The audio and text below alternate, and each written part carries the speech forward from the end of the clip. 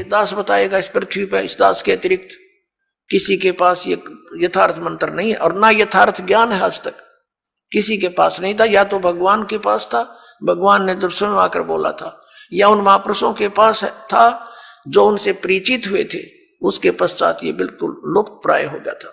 उसको पुनः जागृत करने के लिए इस दास की सेवा दी परमेश्वर ने, इस दास को भेजा है आप पुण्यात्माओं के तक इस सत संदेश को पहुंचाने के लिए। अब यहाँ 17वें अध्याय के 23वें श्लोक में 3 मंत्र का जाप है परम अक्षर ब्रह्म का।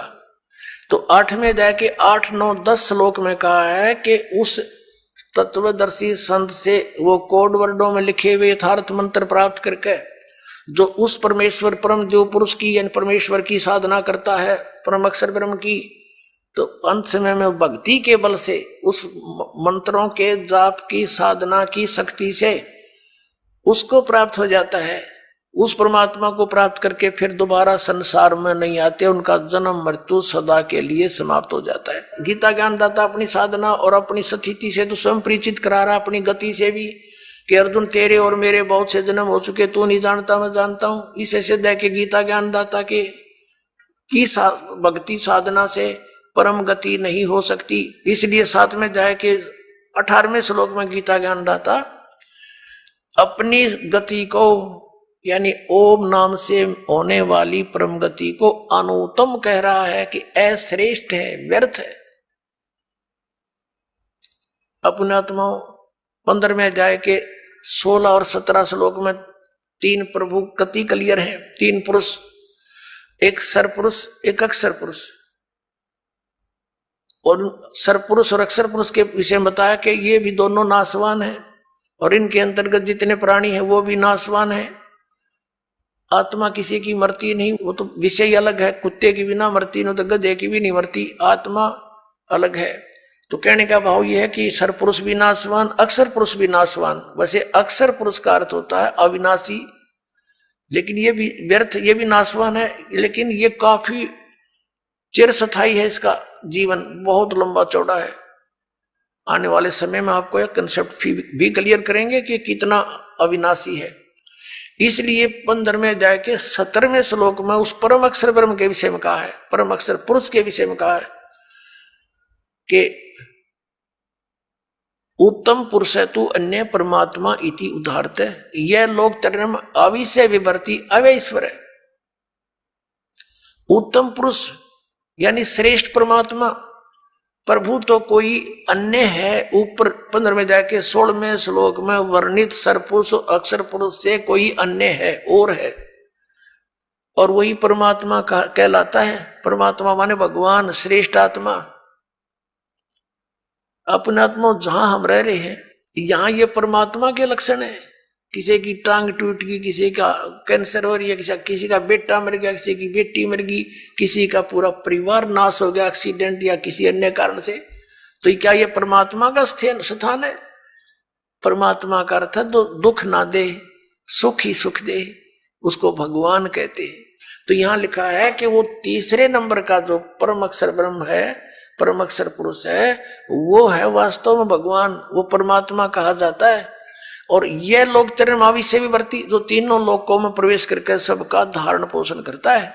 जैसे संसार रूपी उल्टे लटके हुए वृक्ष की जड़ें ऊपर हैं, यानी वो परम अक्षर ब्रह्म है, ऊपर तीसरे मुक्ति धाम में रहता है, ध्रुवलोक के तीसरे पृष्ठ पर विराजमान है, वहां रहता है। और वहां से वो जड़ समझो सारे संसार की, उससे सब उत्पत्ति हुई है, वही सबका धारण पोषण करता है। जैसे वृक्ष को जड़ से मूल से ही आहार प्राप्त होता है, सब पूरे पेड़ का पालन जड़ से ही होता है, मूल से होता है। तो वो मूल तो परम अक्षर ब्रह्म है, उसको परम अक्षर ब्रह्म कहो, परम अक्षर पुरुष कहो। और तनायु अक्षर पुरुष है, और उसके बाद डार जो है वो सर पुरुष है, ये ब्रह्मा विष्णु महेश का पिता।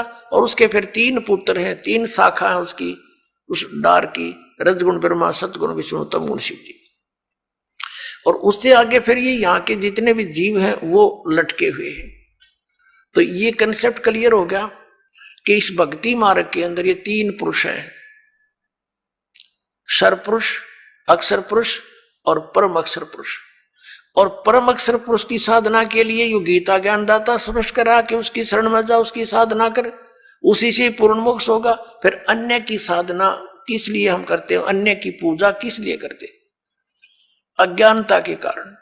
तो इस तत्व ज्ञान से और इस दास से आपको पता लगेगा कि हु इज गॉड, वो कौन है परमात्मा, और क्या उसकी पूजा की विधि कौन सी है।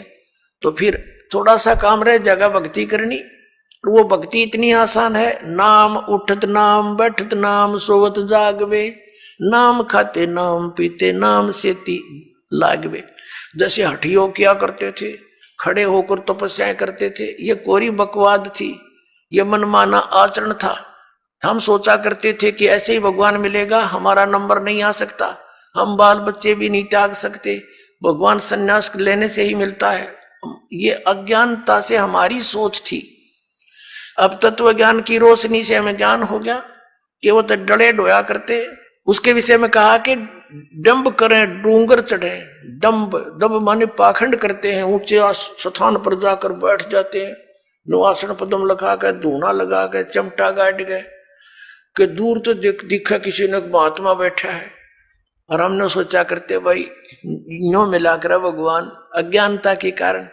उसके विषय में सुख संवेद में कहा है कि दंभ करें डूंगर चढ़े, डूंगर माने ऊंचे स्थान पर, पहाड़ी पर बैठ जाते हैं, दंभ करें डूंगर चढ़े अंतर जीनी झूल, और जग जाने बंदगी कराइए वो है सूल बबूल। ओए जनता ने सोची ये भक्ति कर रहा है तो बबूल के सूल बोल किकर के कांटे बोल अपने अगत में, क्योंकि साधना शास्त्र विरुद्ध है। तप से राज राजमद मानम, जन्म तीसरे शुक्र स्वानम, तपेश्वरी सो राजेश्वरी, राजेश्वरी सो नरकेश्वरी।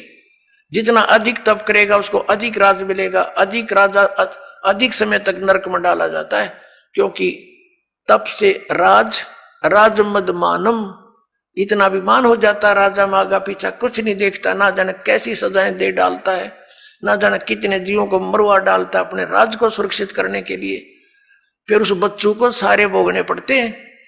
तो परमात्मा कहते हैं जग जाने बंदगी करें, ये वो है सूल बबूल। तो अपने आत्माओं, आपका सौभाग्य, आपको सत्संग सुनने को और तत्व ज्ञान सुनने को मिला। बोलो सतगुरुदेव। परम पिता परमात्मा पूर्ण ब्रह्म सारी सृष्टि के रचनहार कुल मालिक कबीर देव जी, कबीर परमेश्वर जी की असीम कृपा से हमें ये सत्संग प्राप्त हुआ। पुण्यात्माओं, सत्संग का क्या अर्थ होता है? सीधी सी बात है, जहां पर सत्य का साथ हो, सत्य का आधार हो, उसको सत्संग कहते हैं। तो ये सत्संग अध्यात्म ज्ञान का प्रचार माध्यम जहां माना जाता है, अध्यात्म मार्ग का जो विचार दिया जाता है उसको सत्संग कहते हैं। और वो सच्चा हो, शास्त्र अनुकूल हो, प्रमाणित हो, उसको सत्संग कहते हैं।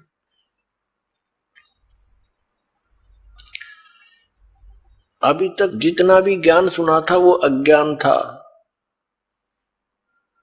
जब तक हमें वो तत्व ज्ञान प्राप्त नहीं हुआ। जैसे अन्य भी सात संत, आचार्य, मंडलेश्वर, गुरुजन सत्संग करते हैं, श्रद्धालु वहां जाते हैं सत्संग सुनने के लिए, और वो उनके विचारों को सत्संग मानते हैं, लेकिन वो सत्संग नहीं है, क्योंकि उनको तत्व ज्ञान नहीं है। वो केवल दंत कथा, लोकवेद और शास्त्र विरुद्ध प्रचार करते हैं, वो सत्संग नहीं है। सत्संग केवल परमेश्वर ने आकर ही किया। कबीर परमेश्वर जी ने, असंग ब्रह्मांड के स्वामी ने इस सत्संग की जानकारी स्वयं आकर के प्रदान की। इस तत्व ज्ञान को स्वयं ही हमारे सामने रखा। लेकिन उस समय हम अशिक्षित थे और हमारे गुरुजन जितने थे पवित्र हिंदू धर्म के, वो संस्कृत के तो विद्वान थे, लेकिन अध्यात्म ज्ञान में वो शून्य थे, 0/0 थे। उसमें हम परमात्मा के उस तत्व ज्ञान को, उस सत्संग को समझ नहीं सके और हम परमेश्वर को सिंपल एक गुरु, संत और कुछ एक व्यक्ति उनको केवल कवि तक ही सीमित किए हुए हैं। तो अब पता चला वो तो परमात्मा थे। तो उस समय परमेश्वर वही तत्व ज्ञान सुनाया करते थे जो आज दास आपको परमेश्वर का दिया हुआ वो ज्ञान सुनाता है। और परमेश्वर के दिए हुए उस ज्ञान को प्रमाणित करने के लिए कि ये सच्चा ज्ञान है, जो परमेश्वर कबीर देव जी ने, कबीर साहब ने 600 वर्ष पहले वर्णित किया था, अपने मुख कमल से उच्चारण करके वो सच्चिदानंद घन ब्रह्म की वाणी बोली थी, वो तत्व ज्ञान बोला था, वो सच्चा था और सच्चा है और सच्चा ही रहेगा। उसके समर्थन में अपने उन पवित्र सदग्रंथों को दास आपके रूबरू करता है, जिनमें वो ज्ञान आज विद्यमान है और उस दिन भी था। जिस दिन परमात्मा के ज्ञान को ये नकली गुरु केवल संस्कृत के वक्ता ये कह करके नकार दिया करते थे कि कबीर अशिक्षित है, ये एक छोटी जाति का धानक है और इसको संस्कृत आती नहीं है, क्योंकि संस्कृत केवल ब्राह्मण ही पढ़ सकते थे और सभी सदग्रंथ संस्कृत में ही विद्यमान थे। उनका ये दाव लगा रहा और हमें भी ये असमंजस हो जाती थी कि सचमुच कबीर साहब संस्कृत नहीं पढ़े और इस कारण से ये सदग्रंथों को तो नहीं समझ सकते। और जो हमारे गुरुजी इस पवित्र हिंदू धर्म के गुरुदेव, ये शंकराचार्य माने जाते, आदि शंकराचार्य थे, उनसे ही ये ज्ञान शुरू हुआ जो पूरे हिंदू समाज में समाया हुआ है। उनसे ही सुनकर ज्ञान को आगे ब्राह्मण लोग अपने अपने क्षेत्र में यही प्रचार किया करते थे। अब वो क्या ज्ञान देते थे कि श्री ब्रह्मा विष्णु महेश ये अविनाशी हैं, इनकी कोई माता पिता नहीं। परमेश्वर कबीर देव जी 600 वर्ष पहले कहा करते, ये नाशवान है, इनकी जन्म मृत्यु होती है, ये पूजा के योग्य नहीं, ये परमात्मा नहीं है। तो उस समय परमेश्वर का एक घोर विरोध करवा दिया इन नकली गुरुओं ने। परमात्मा सत्संग किया करते थे, सच्चा ज्ञान प्रदान करते थे और ये नकली गुरु आचार्य ये शास्त्र विरुद्ध ज्ञान प्रदान किया करते थे। अभी तक इनका बोलबाला रहा क्योंकि हम सदग्रंथों से अपरिचित थे। आज दया करी उस परमपिता परमेश्वर ने इस दास के ऊपर एक मेहर की, आप पुण्यात्माओं के लिए इस दास को तैयार किया, उन पवित्र सदग्रंथों को समझूं और फिर आपके रूबरू करूं। और आज हम शिक्षित हैं, सदग्रंथ लगभग सभी अनुवादित हैं। अनुवाद करता भी ये स्वयं ही है जो ये कहा करते ब्रह्मा विष्णु महेश अविनाशी है।